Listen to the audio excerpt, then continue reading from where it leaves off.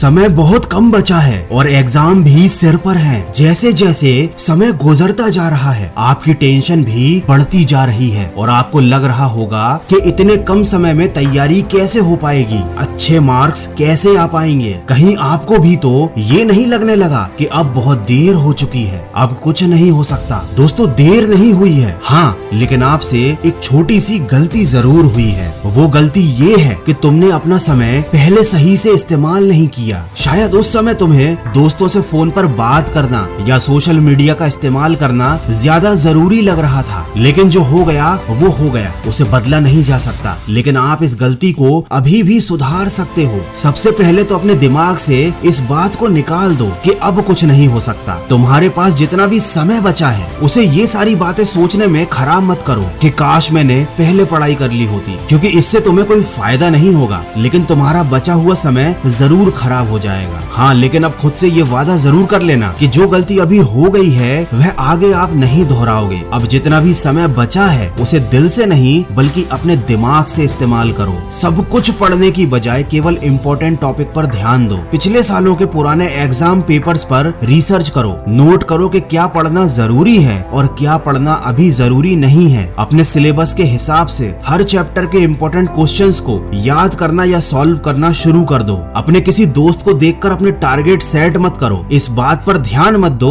कि किसने कितनी पढ़ाई कर ली है। आपको बस एक बात क्लियर होनी चाहिए कि आपको कितना पढ़ना था और आपने कितना पढ़ लिया, क्योंकि अब समय कम बचा है और आपको लगातार पढ़ना पड़ रहा है। तो हो सकता है आपको पढ़ाई करते समय नींद आने लगे, तो 5 मिनट के लिए घर की छत पर टहलने के लिए चले जाना। और इस बात का विशेष ध्यान रखना कि साथ में अपनी किताब जरूर ले जाना और अपने मोबाइल को कमरे में ही छोड़ देना। छत पर खुली हवा में अपनी पढ़ाई को जारी रखना। आपकी नींद भी भाग जाएगी और आपको बहुत अच्छा महसूस होगा। अगर इसी दौरान आपको कोई टॉपिक समझ में नहीं आ रहा है तो उस पर समय खराब बिल्कुल मत करना। उस टॉपिक को एक जगह पर नोट कर लो और अपनी पढ़ाई खत्म होने के बाद उस टॉपिक को समझने के लिए इंटरनेट की हेल्प लो या अपने किसी बड़े भाई बहन या दोस्त से पूछ लो। लेकिन उस टॉपिक के बारे में सोच कर अपना टाइम बिल्कुल खराब मत करना, क्योंकि आपके पास टाइम बहुत लिमिटेड है। देखो, जैसे मोबाइल में गेम खेलते समय जब तक आपका मिशन कंप्लीट नहीं हो जाता आप किसी से न बात करते हो, न किसी की बात पर ध्यान देते हो, न ही मोबाइल से नजरें हटाते हो। ठीक वैसे ही जब तक आपकी पढ़ाई कंप्लीट ना हो जाए आपको अपनी किताबों से ध्यान नहीं हटाना है, फिजूल की बातें नहीं करनी है और न ही फालतू में मोबाइल चलाना है। याद रखो, लाखों में एक बंदा IAS बनता है, हजारों में एक बंदा अच्छी बॉडी बना पाता है, क्योंकि यह लोग दर्द सहते हैं, तकलीफ सहते हैं, लेकिन इनका फोकस अपने लक्ष्य से नहीं हटता। इनका ध्यान केवल अपने आने वाले रिजल्ट पर होता है। तुम्हारा ध्यान भी अपने रिजल्ट पर होना चाहिए। याद रखो, कितनी तकदीरें बदलनी है तुम्हें, कितनों को रास्ते पर लाना है। अपने हाथों की लकीरों को मत देखो, तुम्हें इनसे भी आगे जाना है। तो बिल्कुल अपना समय खराब मत कीजिए, अभी से पढ़ाई में लग जाइए और ऐसा रिजल्ट लेकर आइए कि सब हैरान रह जाएं। आज के वीडियो में बस इतना ही। मैं मिलूंगा आपसे अगले वीडियो में जो आपके जीवन में सकारात्मक ऊर्जा को भर दे और आपको दिखाए एक सही दिशा।